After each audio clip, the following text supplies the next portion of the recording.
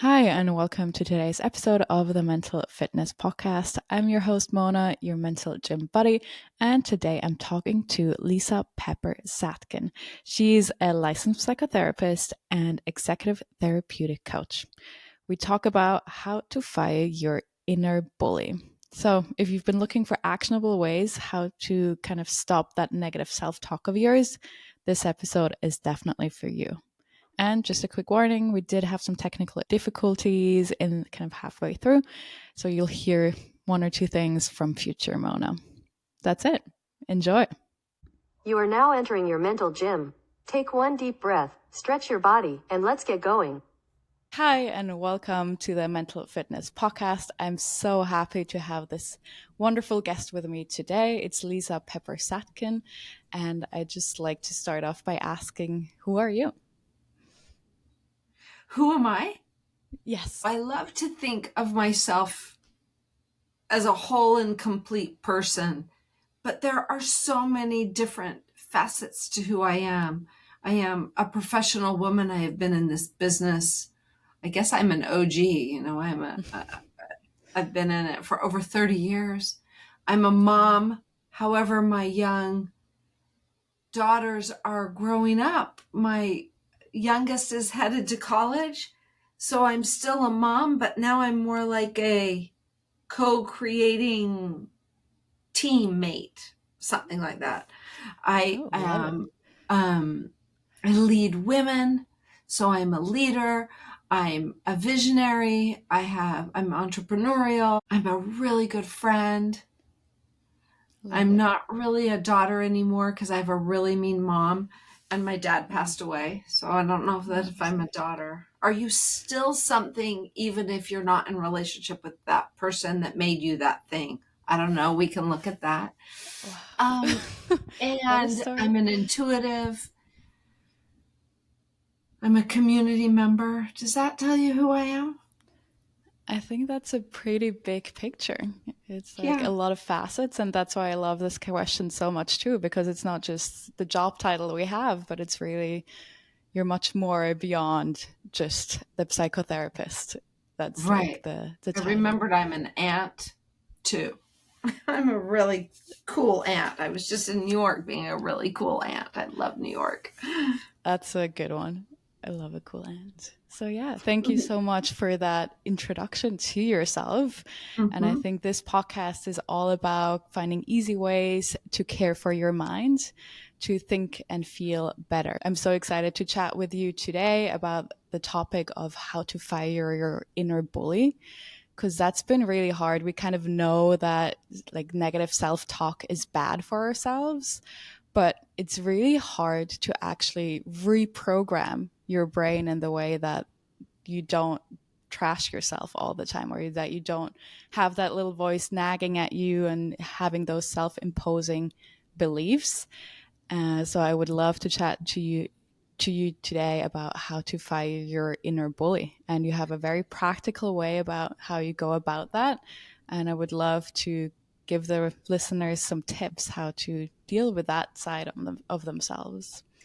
Well, we'll definitely provide my ebook and my PDF and all of that, so people have the tool in hand. But what I'm noticing the most key important piece is starting to recognize the habit of how you talk to yourself. I was recently working with this really wonderful, smart young woman, and she said, when I started recognizing the way I spoke to myself, it gave me permission to do it even louder and bigger. And I said, that's fantastic, because then what's happening is you're in acknowledgement of it. And so it's like your brain saying, okay, take that, take that, take that. You're like in a boxing match almost. And I said, don't worry about it. Keep writing them down. Keep writing down what you hear that doesn't feel like truthful, or you recognize it's your inner bully when you know you wouldn't say it to anybody else. Yeah. And when we take the time to begin to recognize those words or those beliefs, that's when we can have a choice. What do we do how do we want to wrestle with them? That's such a good point, because it's like very much the beginning. And I think for me, when I initially started thinking about this topic, you don't even recognize those thoughts that limit yourself. Yes, and where did he or she come from? Like who started that? And your own path to believing that. I heard this great thing the other day that someone said on a podcast, that's the beauty of getting older, is you come back to who you've always known yourself to be. And I was thinking about, I remember an experience when I was in third grade, or I think I was in the third grade. So I must have been 10, right? 9 or 10. And I knew I wanted to hold circles for women. At that point, girls, right? Because I was teaching my friends how to swear on the playground, because I grew up in a very conservative town and I wasn't from a conservative family. So swearing was a pleasure I had, and I wanted them to have that same pleasure. And I gathered them at recess and taught them. And it was just natural for me. It just made sense to who I knew myself to be. And, fast forward 50 years, because I'm almost 60, that's my greatest joy, is to lead women individually or collectively. I love leading men too, but there's just something about that we get to pay attention to, that deep inner wisdom that's always been there. Future Mona here. I just asked Lisa the question if she sees some common themes for women in how they talk to themselves as their inner bully. Well, that's a very distinguishing question, right? They don't recognize it as such. I love how you said, recognize the thoughts that limit yourself. I think that's what you're talking about. I mean, what I see women really in particular struggling with, and it's always been this way, but that comparison, despair dance. And unfortunately, I think social media in the negative ignites that comparison, despair dynamic. But, social media, there's so many good things about social media. I mean, people used to think I was weird because I connected the mind and the body, and I have been a somatic practitioner for many, many decades. And soma is the body, like bringing the body into the story, and how we hold trauma, and how we hold our histories, and how we hold our emotions in our body. And then what do we do to numb out or self-soothe? So I think the thoughts that limit yourself are the comparison thoughts. The thoughts that limit yourself are the thoughts that you would never say to a friend. So we get to stop and why am I saying that to myself? That doesn't help me. Future Mona here. I got completely cut off, and I just kind of talked about how I see that comparison aspect very much right now. I'm turning 30 this year, and my friends and I were all over the place, so to say. Some are having kids, some are married, the very traditional path, some are living their best single life. So it's definitely a time for a lot of transformation. And yeah, I think Lisa took it from there. Time frame, journey. Can I ask you a question? So are you single? You're in a relationship. So, okay. So we don't need to get into your relationship, but what I'm finding is there is some external pressure, and it's probably also internal, right? It's our biological clocks too that start ticking, and they start ticking for some people louder and more intensely than others. And it's very hard with these beautiful women that I work with to say to them, you have to trust the process. You have to trust the timing, and you have to trust that if this isn't the right partner, you will meet the right partner. Like, who the hell is supposed to believe that? It's unbelievable. And so I don't think that is necessarily helpful. I think what we have to do instead is be able to hold both, that I am in grief that I don't have a partner, or I'm in grief that I'm not in the right relationship that looks like it's going to turn into a long-term partnership, or I'm in grief that I don't yet have children and don't see myself on that path. And I'm living my life, and I'm on the apps, and I'm dating, and I'm going out, and I'm letting the world know that I'm available and want this to happen. It's such an intense personal transformational time, especially women in your age. So no, I think we've been talking about kind of the first step really to fire your inner bully, about just kind of recognizing and listening to your inner bully, and how as women we tend to kind of compare ourselves, and that's a lot of times where our inner bully comes out. Do you have any recommendations on, like, once we know kind of have or like hear the little voice that's nagging at us, like what can we do about that? Right. So you know that people have the attention of a goldfish right now. Like, people Yeah. pay maybe 6 seconds to something. So that is counter to what has to happen when you're working on yourself and when you're in personal transformation. So no one's going to want to do this, but it takes practice. It takes work. It takes effort. Mm-hmm.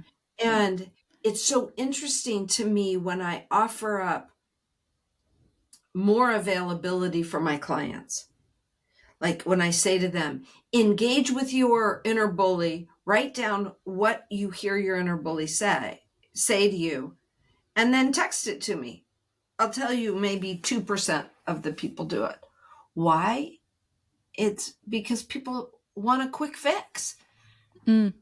Just even knowing that there's an inner bully, it's like, okay, I'm better. Oh, hell no. I mean, all the women that I work with who have been working on themselves forever, I catch them every single week speaking about themselves in a way that isn't helpful, loving, or useful, or grounding, or empowering. So I think what we have to start to talk about is, no, it's not about manifesting. That's a piece of it. And no, there's no quick fix, and there's no little reel you can watch to transform yourself. It's a matter of committing to strengthening and growing the muscle of self-love and self-worth every single day without fail. I was working with someone recently, and she said, I don't want to pull out all my tools. I'm tired. And I said, I know. So take a break today. Just crawl under the covers and watch Netflix and, scroll, whatever. But you can't do that every day. You have to show up for yourself and show up in your practices every single day, even when you don't want to. But some days you don't have to be working with it at a 10. Give yourself a 2. The other day, I was bummed out. I needed to rest. And I was like, okay, but I still write my gratitudes. I still write my affirmations. I still do my healing practices, my writing, everything. Why? Because I know it's good for me. The same way it's good for us to drink water. Yes. The same way it's good for us to work out. It isn't because we're going to see big transformation today, but over the long run, we're going to see our health be what we want it to be. Does that make sense? Completely agree. And that's why I also call it mental fitness, because it's very much, it is a daily effort. It's not, you can't just sit back and, yeah, like you said, with if you go like to the gym, you have to keep working on yourself to see the improvements, see how you're like, even to feel better. You got to have like patience, but also like keep doing what you're doing and put in the work there. No quick fixes like that. And I think that's why it's so important, like when you say like doing the daily, having that routine of, you, I guess you do like the journaling, the gratitude journaling, to have those little routines, practices that just help you ground yourself on a daily basis. Because I feel like we know from physical fitness, it's like 10,000 steps per day is kind of the thresholds that, I don't know where that came from, but it's here. And it's really hard to find the same thing for your mind. So I think even if you say for your inner bully, just writing it down is actually such a good tip, or just opening the notes app, and whenever you recognize it, like what does the bully say, Right. is really important. And then there's a process to counter it. And that's, Mm, you know, in the ebook that we'll share with your listeners. Even that, studying that and working on that and committing to that, it takes time and energy. yeah. And, there's so much available to people now through the internet. But the effectiveness of it is what causes me concern. It's like Mm, you have to invest time, money, and energy in who you want to become. yeah. Yeah. There It's are not no just a quick barriers. reel, an inspirational quote. It's daily work, for sure. Yeah. And I love that And in that, your ebook. Yeah. You have like go ahead. very, very specific, like for anybody that's interested, there are like 6 specific steps that they can follow. And one question I did have from just going through those 6 steps, it's kind of, when do you know you're ready for the next step? Because they kind of build on each other. They're very much like, you start listening to your bully, then you write it Yes. down and kind of evolve in that way. But it's kind of hard because it's so different, I guess, for everybody doing the different steps. I, When are you mature enough to move on? Say, yes, I so appreciate your question, Mona. It's a brilliant question. And this is a part of the body of work that I work with people, which is how do you listen to and know and make decisions based on your inner wisdom? So let's say you and I were working together one on one, right? mm-hmm. Always, always, always, I am helping you ignite your inner wisdom. I'm helping you spiral up with your expanded awareness. So you'll know when you're ready for the next step. Mm, But it's not like a step process where you finish one step and then you get to go on to the next. It's actually a series of steps that you use all the time. But I do it a little bit differently. I think we have to start with the awareness. And yeah. once you get really good at that, you're gonna want to fire that inner bully. And so naturally the other steps will follow. I just Okay. said so Yeah. much in that paragraph.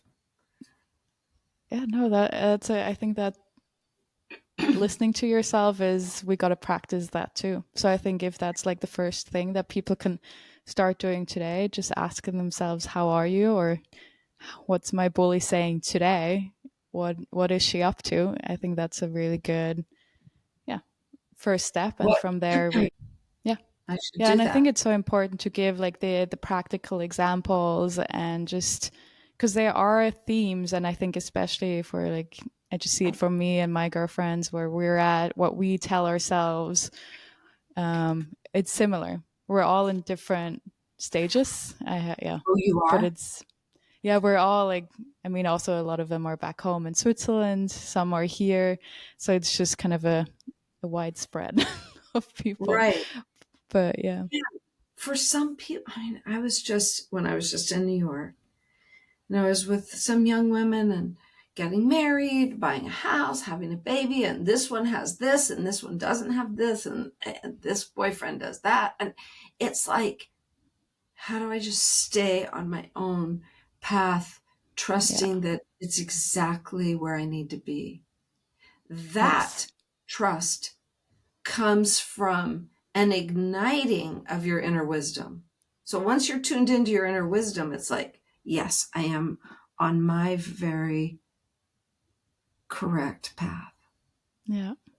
And that looks kind of Yes. cool over there. And oh, I don't want that. And that boyfriend drinks too much. Or this one doesn't actually, I mean, it's just so complex.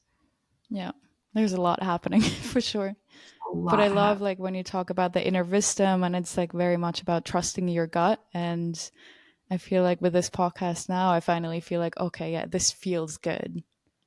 And I think Mm, once you have like a hunch of that, it took a while trying out different things and everything, but like once you kind of get towards, oh, this is fun, it's a good feeling. But beautiful. yeah. That's your Yeah. inner wisdom. Sounds like you already Thank you. fired your inner bully about that. That's good. I got some work to do in other areas, but I I'm think right in this here. one I'm making progress. Thank you. Great. I'm right Yeah. here to support you any way I can. Your Thank listeners you. too. I'm Yeah. totally No, we'll available. definitely I'll link up all of the six, like the guides to how to fight your inner bully. I'll do all of that. I'll Beautiful. They do can just go to snippets my on it. website and it's a free Yes, tool on my website. Beautiful. it's amazing. Thank you And so much for your work. I do Hmm. free coaching the first Friday of every month at noon Oh. Pacific time. And people can come in and ask questions or pick my brain, you know. Oh, that's It's a good, amazing. We're just ending March, so in yes, beginning of April, that could be an opportunity for sure. yes, So beautiful. I'll. Is there anywhere else where people can find you? You just recommend going to your website. Please go to my website. Thank you so much. That's it for today. Thanks so much for listening. And if you enjoyed that and want to share the advice with a friend, please go ahead and share the episode. Also, please rate the show on Spotify, Apple Podcasts, or YouTube. It would really help with kind of the search algorithm for this show. Thank you so much. Have a good one. Bye.